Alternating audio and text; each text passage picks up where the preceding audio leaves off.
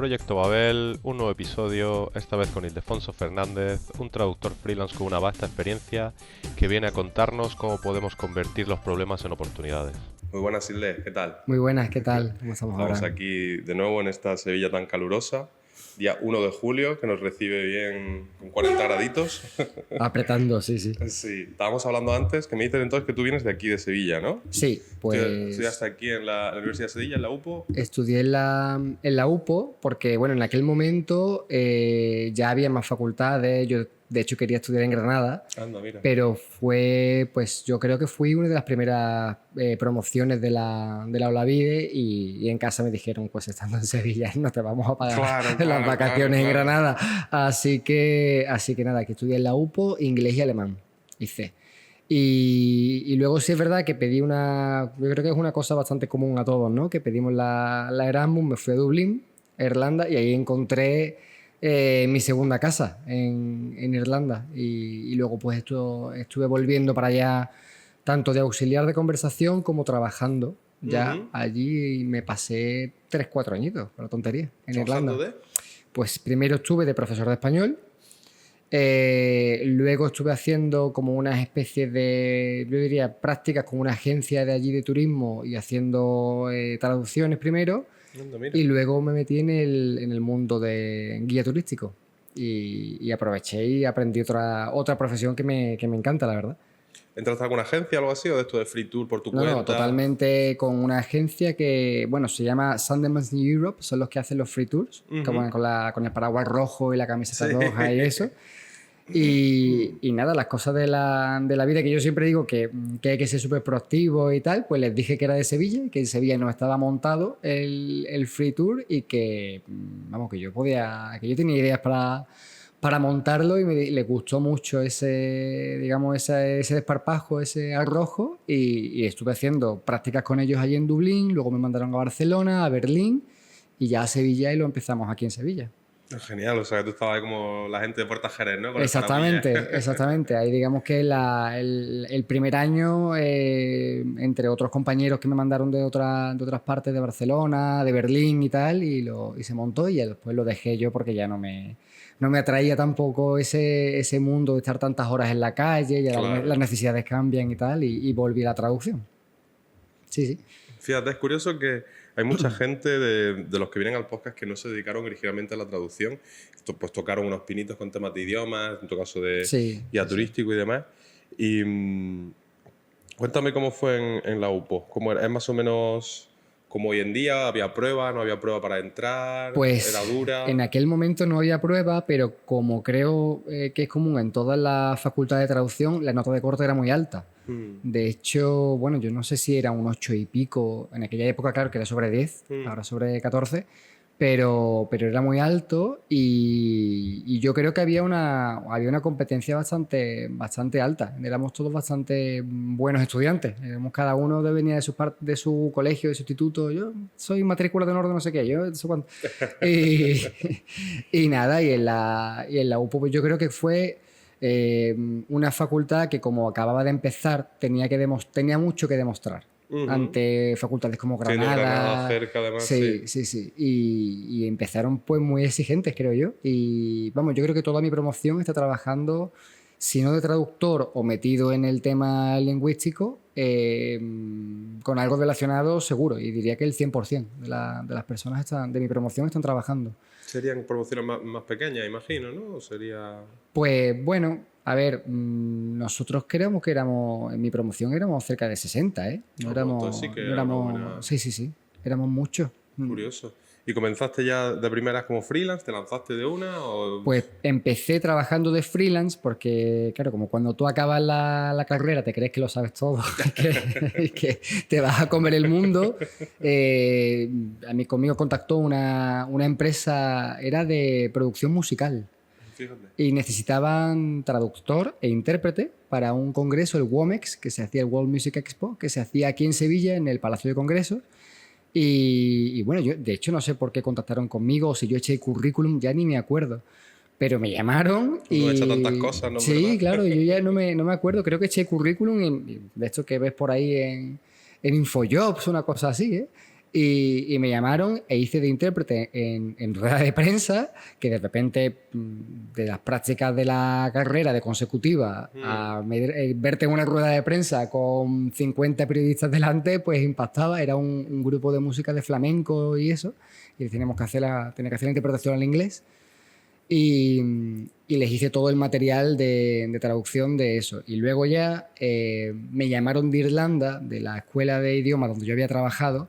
También exigían que fuera autónomo y me fui para allá pues desde junio a septiembre, luego encadené allí otro trabajo también de profesor y al final pues me quedé más tiempo. Y ya en el mundo de la traducción fue al descubrir Distrad, que fue cuando conocí a Rocío Márquez y Marta Chapado, que han sido como mis tutoras, mentoras. A Rocío siempre le gusta utilizar el término mamá gallina. de ella, sí. Y ellas me fueron orientando un poquillo más por dónde tirar y tal. Y ya encontré, una vez que hice las prácticas con IDISC en Barcelona, con una agencia con la que todavía colaboro, y desde ahí pues a otras agencias vas descubriendo, haciendo contactos y tal, y ya pues bastante establecido. Curioso, pues llevas ya unos buenos años de experiencia entonces, ¿no? Pues solo en IDISC creo que desde 2017, o sea que ya va para 8 años, y desde que salí de la carrera e hice trabajos pequeños de traducción, ya te digo, con una licencia en aquel momento del Trados original que se abría en Word, claro. de la facultad, que todavía me duraba, y luego que con otro programa piratilla que encontré por ahí, pues sí, ya pues casi 15 años con la tontería ya haciendo traducciones desde luego. Sí, sí. Curioso. Entonces, digamos que estás ya en el momento en el que, entre comillas, te puedas permitir elegir tu trabajo. Sí, yo la verdad es que, por suerte, ahora mismo, después de haber pasado por distintos roles, de traductor más raso, más básico, a proyectos de calidad, que también he hecho mucho QA, edición y también algunas cosas de copywriting, que bueno, por ahora me estoy intentando meter por ahí también con un par de agencias y estoy aprendiendo mucho y creo que podría ser parte del futuro del traductor, tener que aprender ese tipo de cosas también. Desde luego. Ahora mismo sí, y de hecho estoy intentando canalizar cada vez más hacia cosas que me gusten, elegir proyectos que de verdad me motiven en vez de que, no sé, de llenar horas y de facturar, ¿no? Y bueno, lo cuento muchas veces con mis alumnos del máster y eso, que mi guilty pleasure es las películas de estas de sobremesa de Telecinco y Antena 3. Oh, y hago los guiones, la traducción de guión de muchas de esas películas, que es una cosa que creo que no voy a dejar nunca. Cosas así, ¿no? Sí. Siempre es una mujer recién divorciada que va a un pueblo y se enamora del médico. De los últimos títulos, así que recuerdo Madrastra malvada, La cama diabólica, que esa es de miedo, que las de terror me encantan. Ese terror que ya no es ni serie B, eso es serie XV, sí. No sé lo que decir.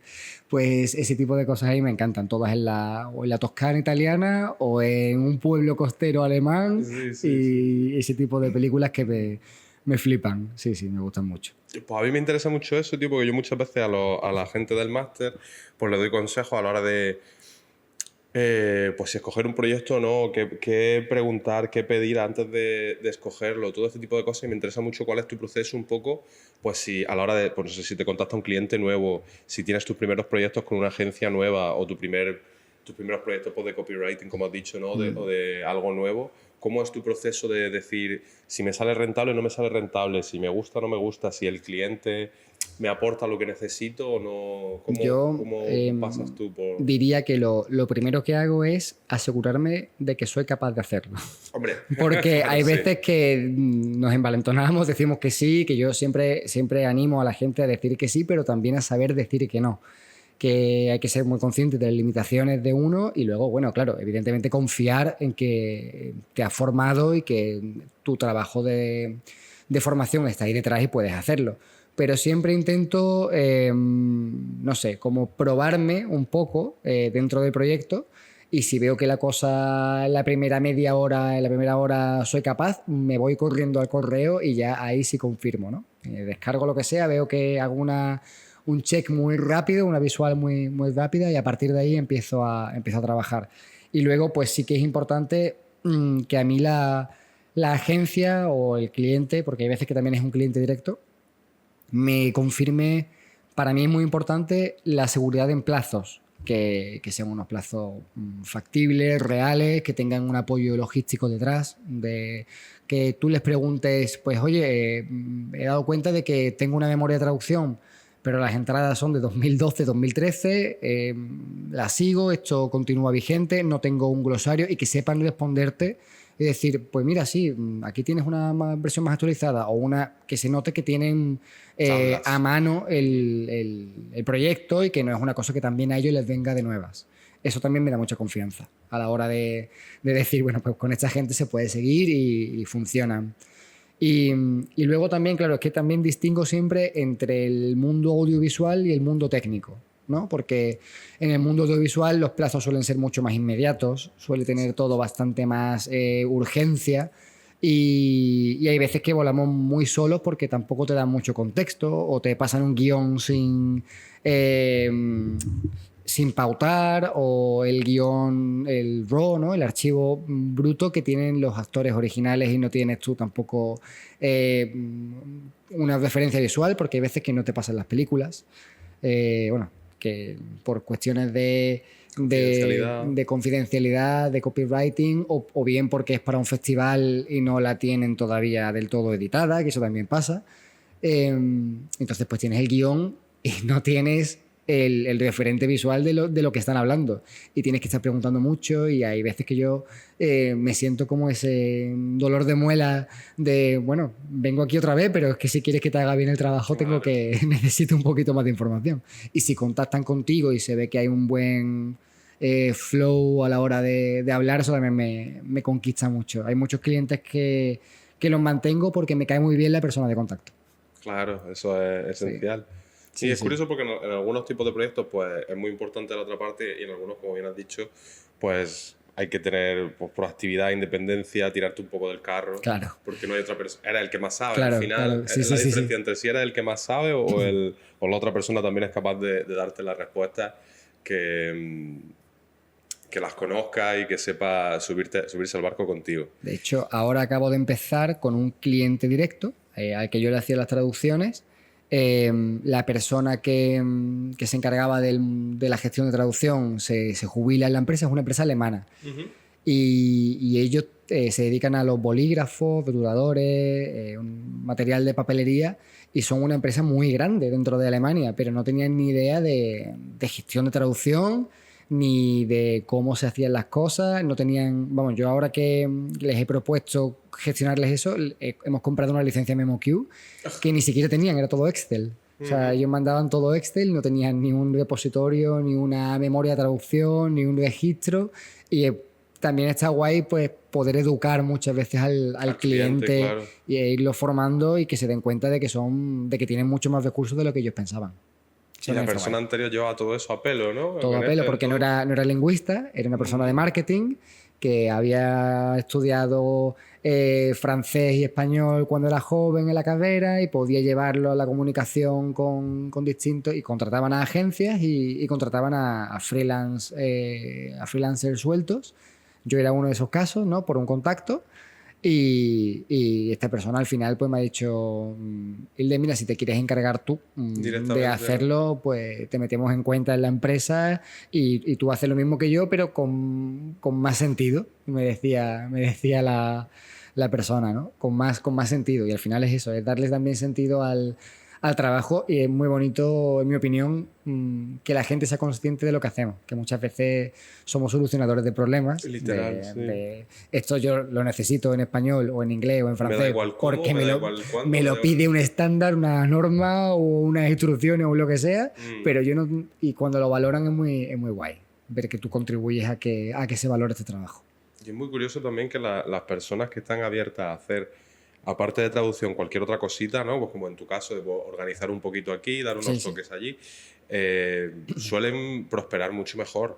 la gente que no se cierra, que no se pone valla en el campo, ¿no? Por así decirlo. Yo siempre digo que la traducción es un poco... A mí me ha funcionado mucho ser actriz de cabaret, como yo digo. O sea, yo voy a cualquier lado y hablo con el que sea, no me da mucho miedo exponerme y al final que la gente se acuerde de ti, te conozca. Y a veces es más importante que tener una super página web o tener una cartera, un portfolio de trabajo súper cuidado y muy bien hecho, pues simplemente a veces acercarte, hablar con una persona, tomarte un café y decir, pues yo sé hacer esto, yo sé hacer lo otro. Dar una buena primera impresión, ¿no?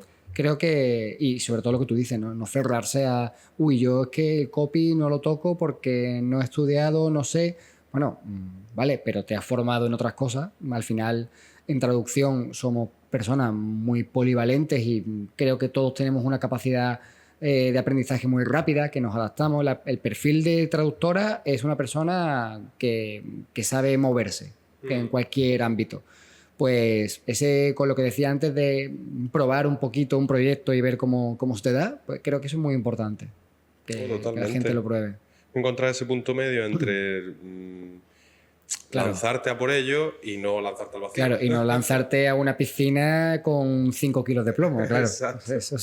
Eso sí, desde luego, pero mira, con el copywriting fue porque una compañera, que eso es otra cosa en la que insisto mucho, que los compañeros al final en nuestra red de apoyo, en nuestra familia, y una chica que se iba de vacaciones también y tenía un proyecto entre manos que no le iba a dar tiempo a acabar. Y me dijo, ayúdame, tienes que hacer... Yo no había oído hablar de lo que era una keyword, de lo que era un refinamiento de palabras clave no sabía muy bien, o sea, lo había oído, pero no había trabajado nunca con eso.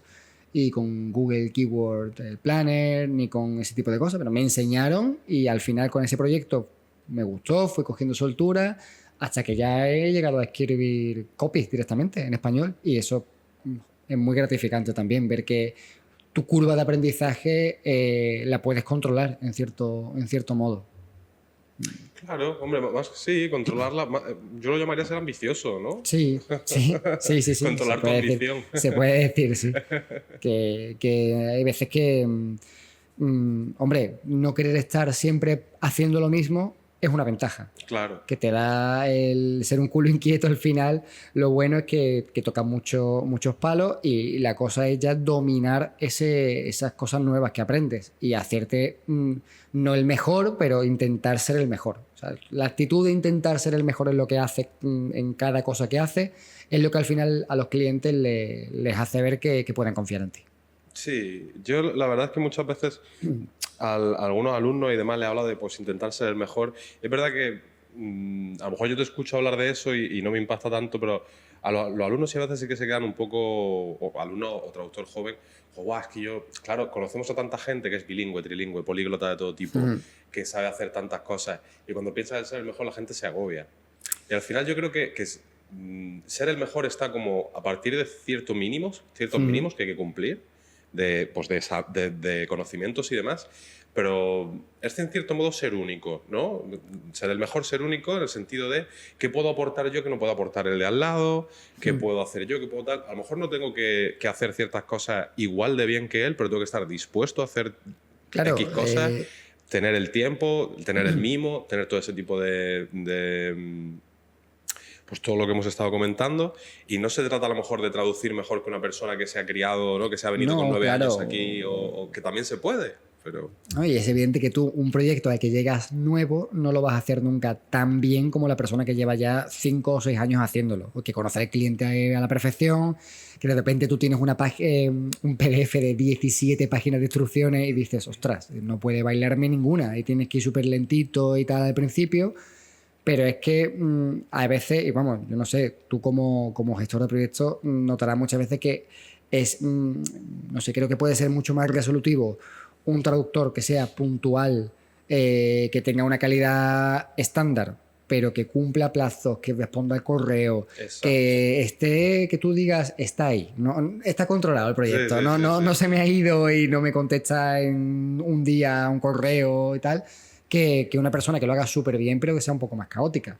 Entonces, pues por ahí es por donde podemos entrar nosotros, la gente que hace las cosas de nuevas, ¿no? Que no tiene tanta experiencia y bueno, yo en mi experiencia al final es estar. O sea, estar ahí y que te llamen y que confíen y que tú sepas responder. Sí. Estar ahí, no venirte abajo si falla una prueba, si un encargo no sale tan bien. Fallar es parte del proceso. Exacto. Es que he aprendido muchas veces, bueno, muchas veces no, el 100% de las veces he aprendido de fallos, no de hacer una traducción súper buena que tú digas, ostras, es que las traducciones muy buenas al final se olvidan. Y los fallos permanecen también porque... Como ejemplo. Somos nosotros muchas veces los que nos machacamos con hay que ver, con me he equivocado, que no sé qué, pues ya no se te va a olvidar nunca más. Y lo vas a saber hacer y lo vas a ver inmediatamente en el próximo proyecto. Cuando te encuentres en la misma dificultad, vas a decir, ostras, la otra vez lo hice así, ya vas con preaviso, ¿no? Y es muy... Es parte del aprendizaje natural del traductor fallar. Y lo importante es ser capaz de coger esos fallos y convertirlos en recursos. Porque si no, entonces sí que estás vendido un poco, ¿no? Chocar dos veces con la misma piedra. Es lo primero que vas a buscar en el siguiente proyecto. Si has fallado en algo, es lo primero que vas a buscar en el siguiente proyecto. Eso es ley de vida. Sí. Y te quería preguntar también, Hilde, ¿te ha pasado alguna vez que a lo mejor pues, vas a colaborar con algún cliente que te guste mucho y quieres prepararte un poquito más, quieres de alguna forma buscar llevar ese extra del que hablamos? Sí. O te has preguntado, oye, pues ¿cómo este cliente se dedica a esto? ¿Qué puedo aportar yo que no haya traído a alguien antes? ¿Cómo es para ti un poco ese proceso de vamos a llamarlo, sacarte brillo antes de enfrentarte a un cliente nuevo? Sí, lo importante, si es un cliente nuevo y tú sabes que es importante y quieres destacar mucho, yo leo sobre todo lo que tiene que ver con ese cliente, de traducciones que se han hecho. Una cosa que me ha servido mucho es detectarles fallos en su propia página web o en lo que sea y decirles tú, estoy habituado a este tipo de trabajo, de hecho he trabajado con clientes parecidos, ¿no? Decirle, pues, yo qué sé, ahora que he estado haciendo cosas con Adidas, decirle, pues hice cosas para Nike, en vuestra competencia, pero tengo el vocabulario, tengo los recursos y, por cierto, he estado viendo vuestra página web para tal y he encontrado un par de incongruencias aquí y acá, y se lo dices con educación, pero que sirve, ¿eh? Sirve porque los gestores de proyectos muchas veces valoran la proactividad del traductor de decir, ostras, me ha descubierto cosas y me las ha ofrecido de buena voluntad, no se ha callado y después las corrige aparte. Y sí. Y luego, otra cosa que hago es intentar tener muy claro el discurso de lo que yo puedo aportar.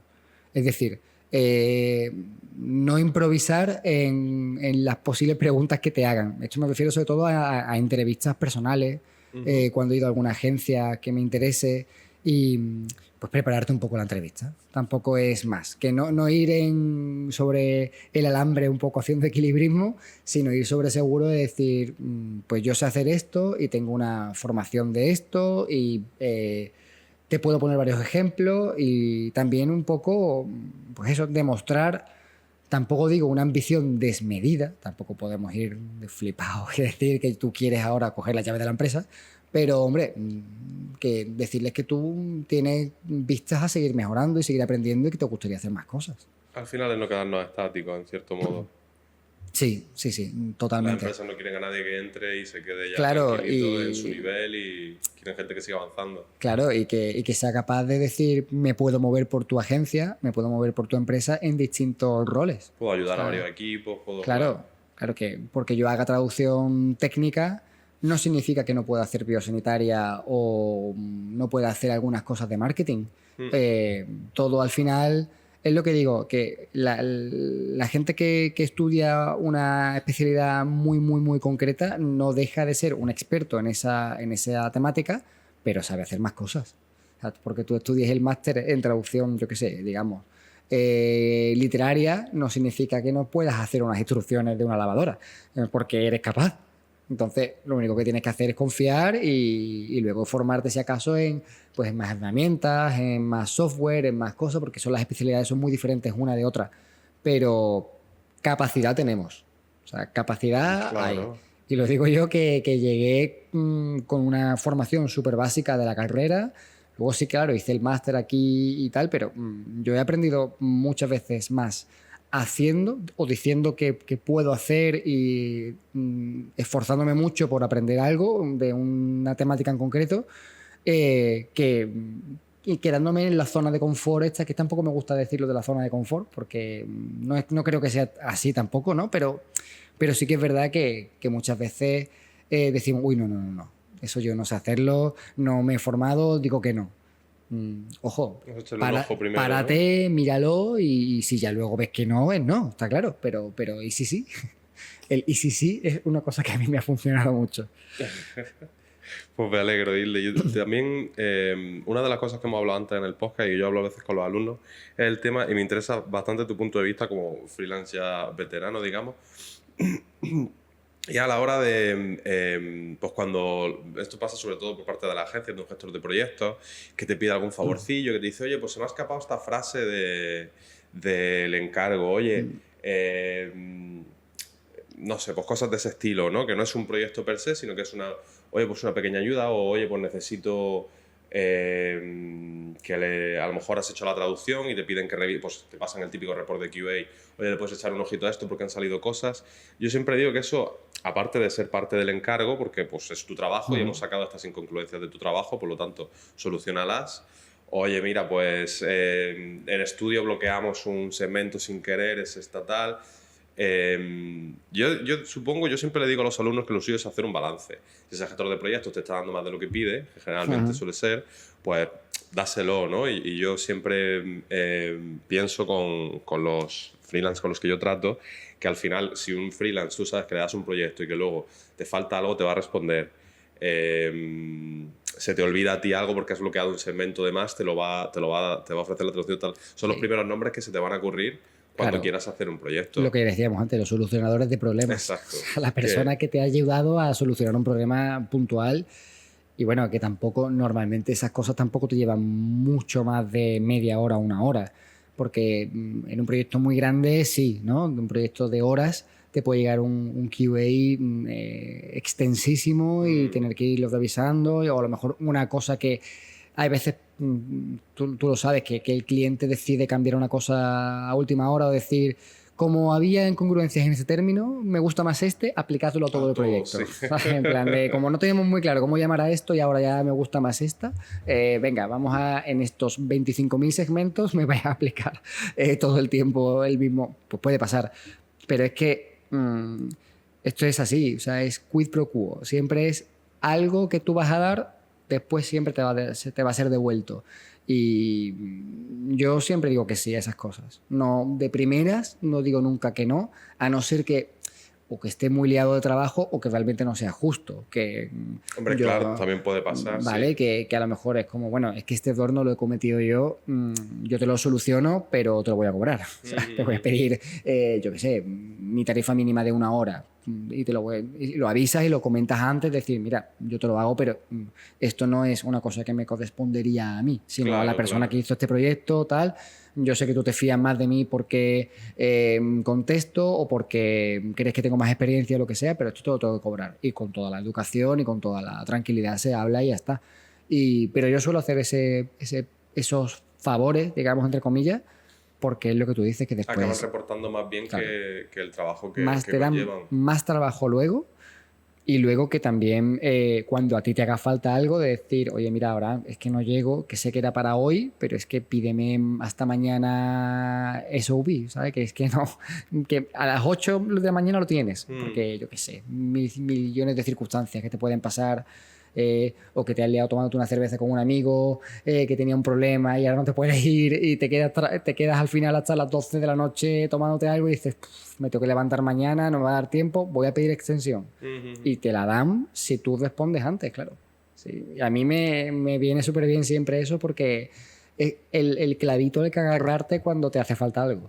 Justo. Yo creo que también es muy importante que has dicho, wow, pues a lo mejor ahora mismo no puedo, ofrecer quizás pues el best turnaround, ¿no?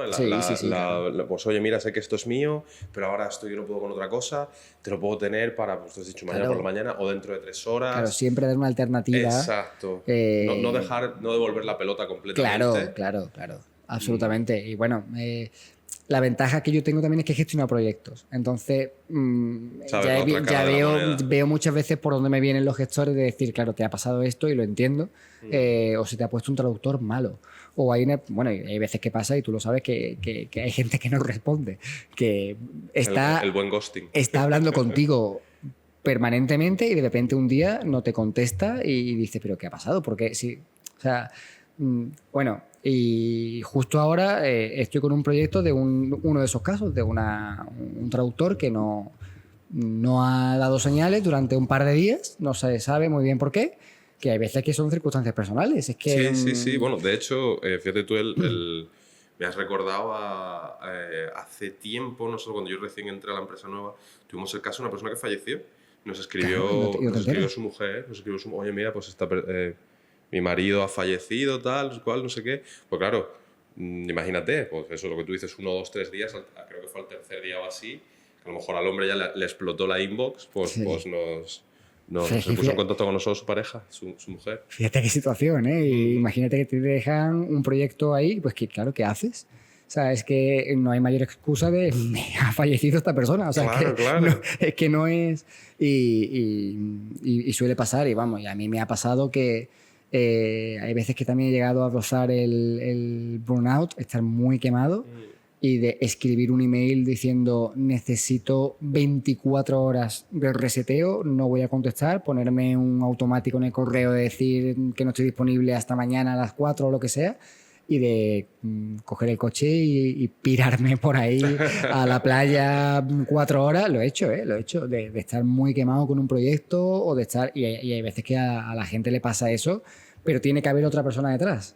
Entonces, si nosotros somos normalmente la persona que está detrás ahí, que soluciona y apaga fuegos, pues que ser apagafuegos es una cualidad muy importante, muy valorada en este mundo. He de decir que en la empresa tenemos un par de apagafuegos muy buenos, pero lo hacen muy bien porque saben que son apagafuegos y valoran su estatus, y ya desde un tiempo antes, oye, en la firma, me voy en estas fechas, avisando a todo el mundo, me voy en estas fechas, oye, tal, no sé qué. Además, esta persona es muy...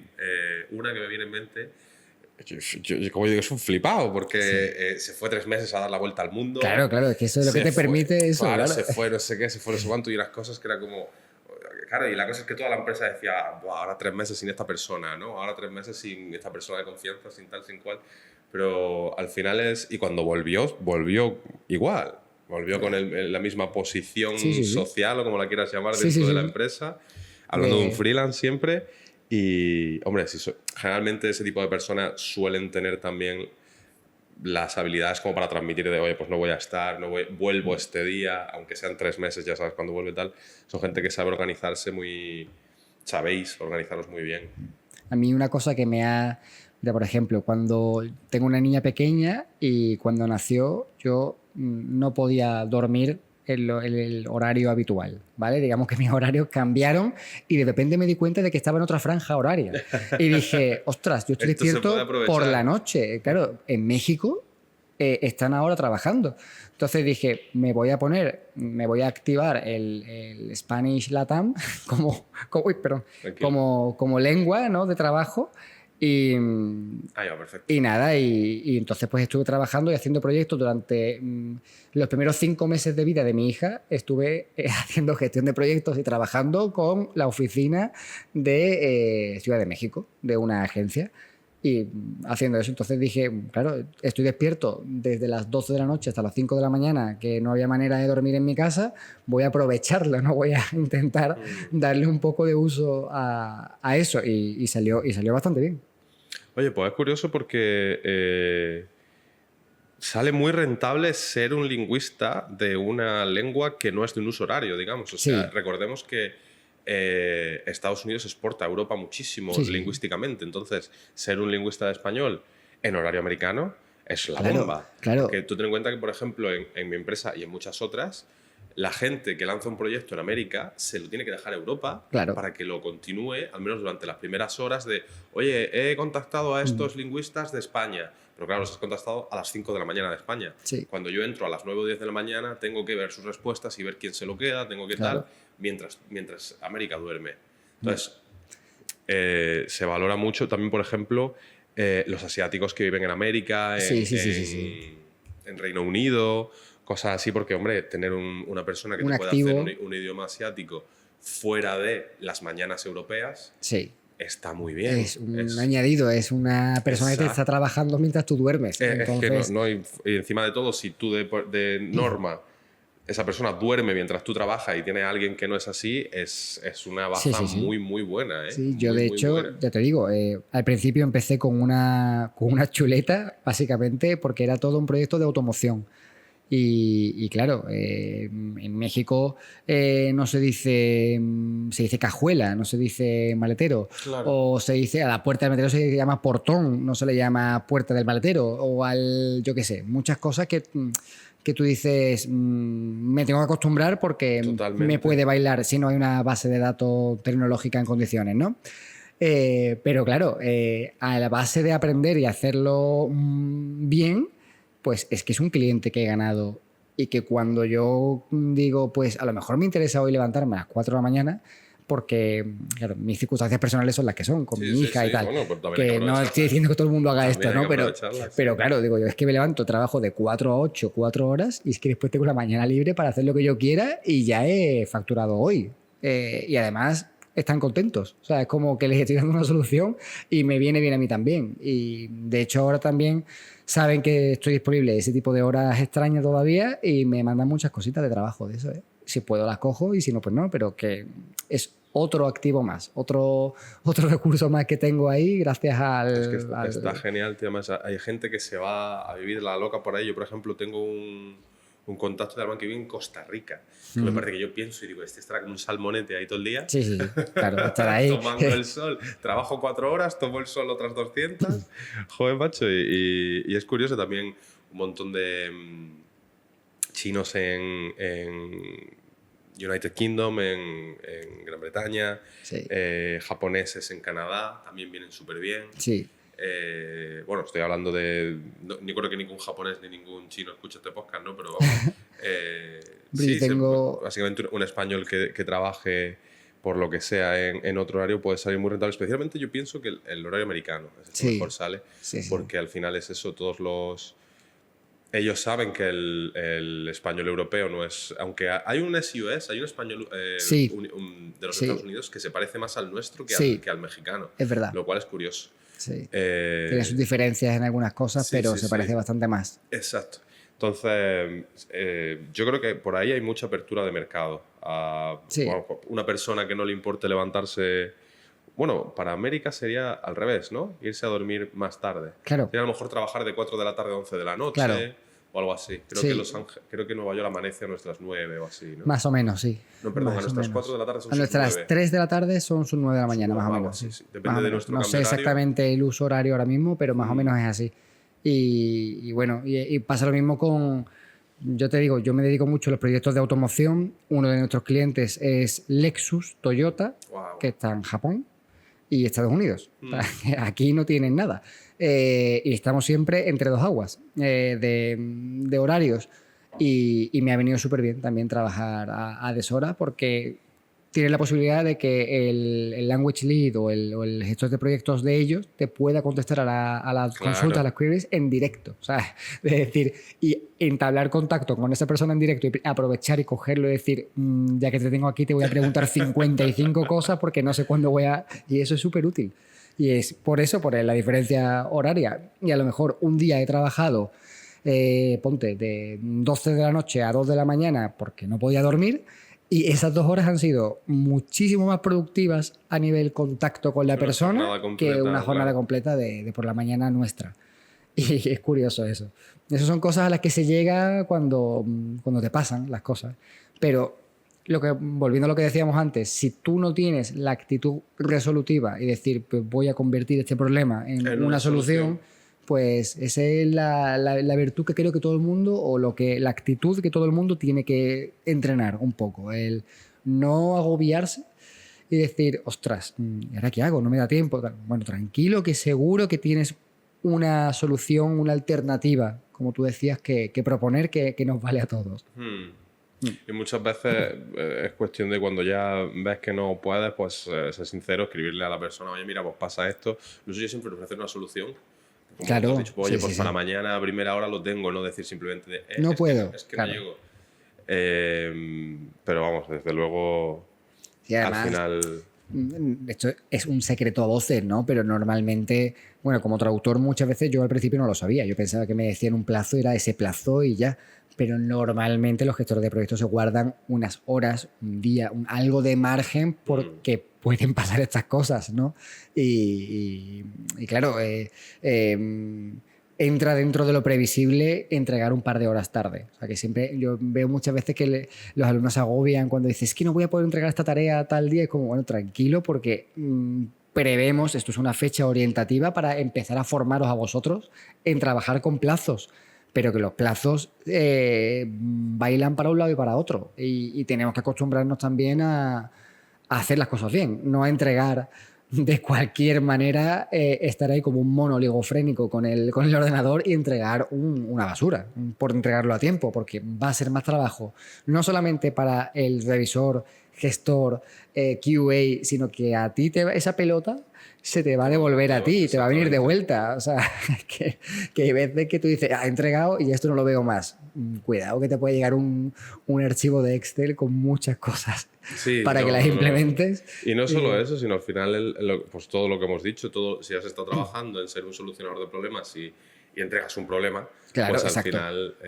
al final no te estás labrando la buena reputación. Claro. Yo decir que, a ver, al final depende mucho desde mi punto de vista, obviamente nada es, como yo digo, no curamos el cáncer, si no se va a morir una persona en la camilla si no entregamos a tiempo y demás. Pero sí es verdad que depende mucho de las características del proyecto. Generalmente, cuanto más grande es un proyecto, más buffer suele haber, más ese margen del que tú has hablado. Si es un proyecto corto, pues y entregas tarde, probablemente afecte de alguna manera. Pues estamos hablando de un proyecto de 500 palabras que... Obvio, claro, si es un proyecto tan pequeñito es porque lo necesita una nota de prensa, un email... Es porque un cliente probablemente desde que te lo ha mandado ya lo necesita. Entonces, cuanto antes también hay luego pequeños problemas de clientes pues con los que ya ha habido a lo mejor un fallito antes, entonces no se puede permitir de la misma manera un retraso. No es un cliente con el que todo va de lujo y llega un retraso de 2 horas. No es lo mismo que con un cliente que a lo mejor vienes de una revisión con él, pues que ha habido un problema lingüístico, cualquier cosa. Entonces, lo suyo es tener los mínimos retrasos posibles para que no te toque la negra de justo el cliente con el que hay el problema y lo causas tú. Entonces, es lo suyo. Pero sí es verdad que una vez, si hay un problema, pues que a mí me han escrito de todo, de oye, tengo que ir al hospital con mi hija, o hijo, o lo que sea, ¿no? O familiar. Oye, me tengo que marchar, oye, se me ha alargado una interpretación.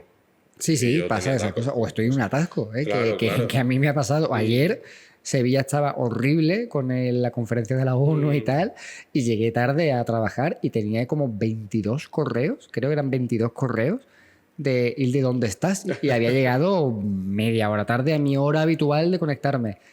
Pero claro, pues esas cosas pasan, pero hay que prever e intentar siempre entregar correcto, o sea, hacer las cosas de manera perfecta o casi perfecta. Yo me equivoco mucho, ¿eh? O sea, que muchas veces los alumnos muchas veces me preguntan, claro, es que digo, yo me equivoco todos los días, pero todos los días me equivoco en cualquier cosa, es decir, y es tiempo que pierdo yo, porque después lo tengo que corregir, ¿no? Pero que errores cometemos todos los días, todos. La cosa es que no sean errores reales, que al final no le lleguen al cliente, que se queden entre tú y tu revisor, o entre tú y tu gestor de proyectos, o directamente que tú te des cuenta y lo soluciones antes, pero que todos nos equivocamos. Todos nos equivocamos. Y yo no estoy muy lejos de ser perfecto, pero lo que sí soy y sí me doy valor es por eso, porque ya he cogido un poco la fama entre las 3-4 agencias con las que trabajo de persona que te va a contestar y persona que te va a coger cualquier proyecto, o sea, aunque no lo haya visto nunca, y puede hacerlo, me puede salvar los muebles esta vez. Y eso es o sea, coger esa etiqueta y tener ese halo, esa especie de brillito para las agencias es importantísimo. Es una cosa que recomiendo trabajarse para que Sí. Es decir también que luego para cualquier cosa, no solo para problemas, pero para cosas buenas, también son las primeras personas a las que se recurre. O sea, pues necesitamos un nuevo traductor in-house. Casi siempre se piensa en un freelance bueno para ofrecerle el puesto. Pues generalmente los freelance buenos suelen estar muy cómodos. Claro, y quieren quedarse como freelancers. Suelen estar muy cómodos de freelance porque les llega bastante trabajo, porque están muy organizados, porque llevan años cultivando esa forma de trabajo. Si no es por necesidades personales de quiero estar un tiempo echar raíces o lo que sea, sí, o trabajar en un horario sin... Porque claro, lo malo también, entre comillas, de ser este tipo de freelancers es que, bueno, yo no diría que soy adicto al trabajo, pero me gusta mucho trabajar. Justo, los límites los pones tú. Me gusta mucho trabajar. Entonces yo disfruto muchas veces solucionando problemas. Y eso ya es una especie de adrenalina que es difícil que se quite. Me encanta. Es un proyecto nuevo de, yo qué sé, 25 horas de un lunes a un miércoles. Y te dice la agencia, es que no tengo a nadie, necesito que me hagas lo máximo que puedas. Y tú dices, activo el modo Terminator y me voy a poner con esto. Y a mí me flipa eso. Yo reconozco que soy un tarado de la cabeza con esas cosas y me encanta. Pero claro, trabajar in-house lo que tiene es que pues, un horario, una estabilidad, una seguridad también económica, tú decir, bueno, unas vacaciones arregladas, unas cosas que normalmente los freelance no estamos acostumbrados a ellas, ¿no? Sí, bueno, no solo se contrata a estas personas como algo bueno para ofrecerles un puesto de trabajo, pero sí, pues muchas veces se hacen como... no language leads, pero sí algo parecido, ¿no? Como representantes de la lengua, algo así, a lo mejor expertos en cierto cliente claro, o cosas de ese estilo. Lo típico que vas en copia en correo y te dicen cualquier duda, pregúntale a, ¿sabes? Y que te va a orientar rápidamente y te va a decir cómo tienes que hacer las cosas. Exacto, y a lo mejor yo conozco casos de simplemente pues, por estar ahí se te ofrece un fijo mensual de, oye, mira, pues por ser el referente de tal, pues te damos todos los meses tanto, más el trabajo que tú hagas, ¿no? Sí. No te estoy hablando de miles de euros, pero una cosa simbólica simplemente como un titulito, ¿no? A mí eso me ha pasado, vamos. Me ha pasado con proyectos de clientes que dicen, pues mira, este chico lleva, no sé, 4 años trabajando con este cliente, se conoce ya el nombre de la persona que hace el QA por su parte y pide siempre que sea él, porque muchas veces los clientes también... Tú normalmente trabajas de manera anónima, pero muchas veces el cliente reconoce un estilo de traducción y dicen, quiero que lo haga esta persona que hizo esto. Como sé que hay varios traductores que tenéis muchos recursos, que tenéis como agencia, pues tenéis varios recursos, pero quiero que lo haga esta persona. Y hay algunos incluso que piden las iniciales, ya sean reales o ficticias, pero que piden como un código, o TR1, TR2, TR3, pongamos, ¿no? Para saber quién ha hecho cada cosa y si les gusta, lo piden, ¿eh? Entonces eso también es muy importante, que la gente sea consciente de que muchas veces el cliente detecta quién eres, aunque no pueda acceder a ti por confidencialidad, por calidad, por todos estos protocolos y no pueda venir contigo a LinkedIn y ofrecerte por ahí tal, pero saben que eres tú y eso es también una ventaja. Claro, no puede referirse a ti, pero sí que puede hacerte referencia, ¿no? Digamos, de alguna manera. Claro. Eso mola también, sí. Pues sí, le debía hacer 3 preguntillas que suelo hacerle a todo el mundo así al terminar, que ya estamos llegando al final. La primera, todo el mundo me dice que no, estoy esperando a la persona que me diga que sí. Y es básicamente, si volvieras a tener 18 años y tuvieras que volver a empezar toda tu carrera de cero, ¿harías algo diferente? Pues yo sí. ¡Aleluya! Yo haría algo diferente. Es que todo el mundo es, todo... Y te lo digo, me parece auténtica BS, en plan... Tío, algo vas a hacer diferente. No te estoy diciendo que sea como me he equivocado en todo, lo haría todo absolutamente diferente, odio mi vida, pero todos haríamos. Y ni siquiera es que no cometerías este error. Claro que lo cometerías, pero no sé, a mí, por ejemplo, me encantaría probar esto de la lingüística computacional, que tanto se habla, por ahí va a ir. Cosas ahí. O sea, yo creo que... Claro, es que esto es muy tramposo porque ahora tienes un conocimiento que no tendrías, tal cual. Claro. Pero me hubiese gustado... Pero esa es la pregunta. La pregunta es, ¿tendrías esos conocimientos? Claro, me hubiera gustado mucho hacer desde el primer momento, me hubiese gustado mucho hacer marketing. Porque he descubierto que me gusta, que no se me da mal y que no he perdido tiempo porque he ganado tiempo en otras cosas, pero digo, es que si yo hubiese hecho esto desde los 23, 24 años y en vez de hacer tal... hubiese trabajado más en esto, hoy en día tendría una posición súper alta en cualquier agencia lingüística que se dedique al marketing. Y me encanta. O sea, me flipa. He hecho algunas cosas de anuncios, he hecho algunas cosas de publicidad digital, catálogo, muchas cosas de esas, pero sí, claro que haría muchas cosas distintas. Y no creo que sea malo decir que no que me haya equivocado, pero que a lo mejor tendría que haber cogido otro camino. Pues creo que eso le pasa a todo el mundo.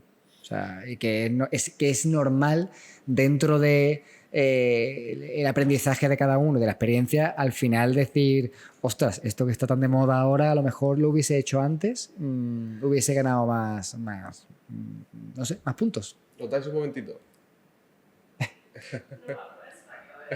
Ambition side. Alles gut. Eso es proactividad. eso es solucionar problemas. Lo pienso dejar. Bueno, rápidamente. Bueno, volviendo a todo esto, si todo el mundo es muy feliz, me dice que no cambiaría nada, yo pienso que, hombre, simplemente el pasado de cada uno es parte de cada uno, pero siempre puedes hacer. O simplemente, pues eso, por probar algo nuevo. Elegir caminos diferentes. Inquietudes, por simplemente llegar más rápido a algo que te haya costado un poquito llegar, sin más. Si esto fuese un videojuego, empezar la partida de nuevo con otro personaje. Exacto. Yo lo haría. Exacto. Sí. Totalmente, porque ya tienes esos conocimientos que ya has conseguido. Entonces, pues, adquirir otros. Sí. Segunda pregunta. Si solo pudieses traducir un tipo de producto el resto de tu vida, ¿cuál sería? Películas. Creo que haría traducción de guión. No es lo que mejor se pague para nada, no, o sea, se paga fatal, es un estrés tremendo, pero dentro de ese punto de... Pues tampoco, porque no se puede decir vanidad, porque después nadie sabe quién ha hecho las traducciones de los guiones, pero ir al cine, como me ha pasado a mí, o ver una película en Prime Video o en Netflix con tu pareja o con unos amigos, y reconocer y buscar tú en el guión que mandaste en el correo a ver si el ajustador después lo ha dejado igual, el actor de doblaje lo ha dejado igual, y reconocerte en un actor famoso o lo que sea, yo creo que eso no se puede pagar. O sea, esa sensación de decir, o que la gente se ría con un chiste, a mí me ha pasado, que la gente se ría con un chiste que no estaba en la película por contexto cultural, por diferencia lingüística, y que tú te inventes una broma y funcione, eso a mí me llena un montón. Claro. Y creo que lo haría siempre. Es lo que más me gusta. Genial, pues sí, me parece una respuesta muy... Porque todo el mundo siempre... Pues algo sencillo de lo que trabaja o lo que sea, pero es verdad que no había pensado yo que vosotros, en cierto modo, podéis... Bueno, vosotros... Pero lo chulo es escucharlo en un cine, o sea, ¿no? Escuchar gente carcajearse, como has dicho, de tu broma... O ese tipo de me ha pasado en subtítulos. O sea, que la gente se ha reído con los subtítulos. Y tú dices, ostras, estoy haciendo que gente que no entiende esto porque es alemán y no van a entender. De la sala de cine, a lo mejor hay 4 que han ido a verla en alemán porque tal, pero la gente lo está entendiendo gracias a ti. Y eso es súper bonito. Me llena un montón eso. Y la última pregunta, Hilde, te doy un minuto para pensarla si quieres. Tu palabra favorita en otro idioma que no sea el español. Pues creo que está un poco trillada también, pero hay dos conceptos, uno en alemán y otro en inglés. En alemán es Wanderlust, que es esas ganas... La biografía de Instagram de medio Instagram. Claro, pero es que por eso digo que está muy trillado, pero es que es verdad que me gusta mucho ese concepto del... ir por un camino con ganas de que pasen cosas. Yo lo llamo así, ¿no? Un poco. Estar muy abierto a la incertidumbre. Eso por un lado.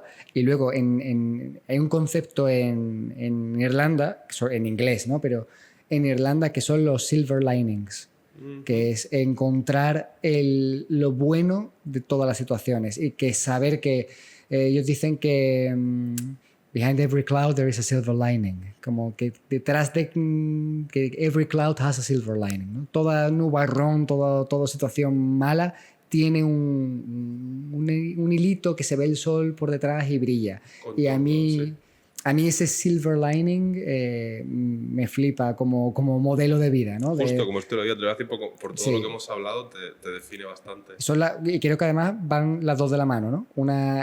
Vivir en la incertidumbre, pero sabiendo que no todo va a ser malo. O sea, y que cuando pasan cosas malas, siempre un final y cuando llegas a un punto que te atascas, a una pared, a una calle sin salida, que tú ves que estás atrapado, que estás atascado, que estás quemado o que no le encuentras, yo creo que al final siempre se encuentra una rendija, un resquicio por el que salir y ser feliz. Totalmente, Hilde. Pues con eso te voy a dejar, tío. Pues ya que gracias. hacerlo también. Muchas gracias. Muchísimas gracias por tu tiempo, Hilde. Espero que te lo hayas pasado bien. Sí, súper bien. La verdad es que ha sido... Es guay muchas veces reflexionar en voz alta con cosas que le das vueltas en la cabeza y que si tuviese todo el tiempo del mundo con alumnos del máster y tal, me encantaría hablar todo el tiempo de estas cosas, pero para eso está el podcast. Pues muchísimas gracias, Hilde, y ya nos vemos viendo por aquí. Muchas gracias, Abraham. Venga.